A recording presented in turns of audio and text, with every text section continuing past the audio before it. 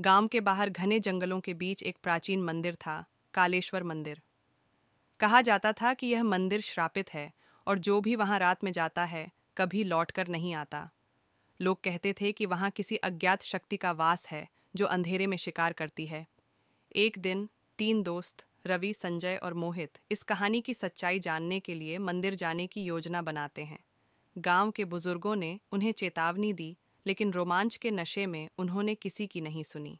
रात के ठीक 12 बजे तीनों मंदिर पहुंचे। मंदिर बहुत पुराना था। टूटी फूटी मूर्तियां, जगह जगह फैली राख और घने पेड़ों के बीच घिरा एक सुनसान स्थान।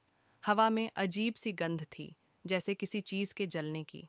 जैसे ही उन्होंने मंदिर का दरवाजा खोला, एक ठंडी हवा का झोंका आया। अंदर घुसते ही संजय ने देखा कि एक कोने में जलते हुए दिए अपने आप बुझ गए। रवि ने हंसते हुए कहा, अरे, ये सब सिर्फ मन का भ्रम है। मोहित को मंदिर की दीवारों पर अजीब सी आकृतियां दिखाई दीं, ऐसी आकृतियां जिन्हें इंसानी हाथों से नहीं बनाया गया था। तभी अचानक घंटी अपने आप बजने लगी। तीनों के रोंगटे खड़े हो गए। अचानक मंदिर के गर्भगृह से किसी के कराहने की आवाज़ आई। तीनों ने टॉर्च की रोशनी वहां डाली तो देखा कि एक काली परछाई धीरे धीरे उनकी ओर बढ़ रही थी।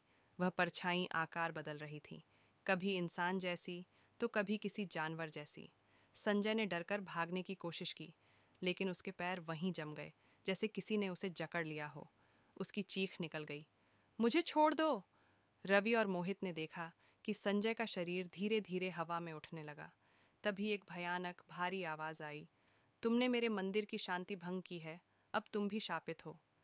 संजय की आंखें सफेद हो गईं और उसका शरीर अकड़ने लगा।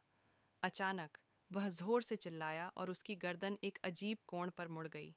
उसके मुंह से खून निकलने लगा और अगले ही पल वह निर्जीव जमीन पर गिर पड़ा। रवि और मोहित डर के मारे उल्टे पांव भागे, लेकिन जैसे ही उन्होंने मंदिर का दरवाजा पार किया, उन्हें एहसास हुआ कि वे वहीं खड़े हैं जहां से उन्होंने दौड़ना शुरू किया था। वे बार बार भागने की कोशिश करते, लेकिन हर बार खुद को मंदिर के अंदर ही पाते। तभी एक गूंजती हुई हंसी सुनाई दी, अब यह मंदिर ही तुम्हारा घर है। सुबह गांव वालों को मंदिर के बाहर मोहित और रवि की लाशें मिलीं। उनके चेहरे भय से विकृत थे और संजय का शव गायब था।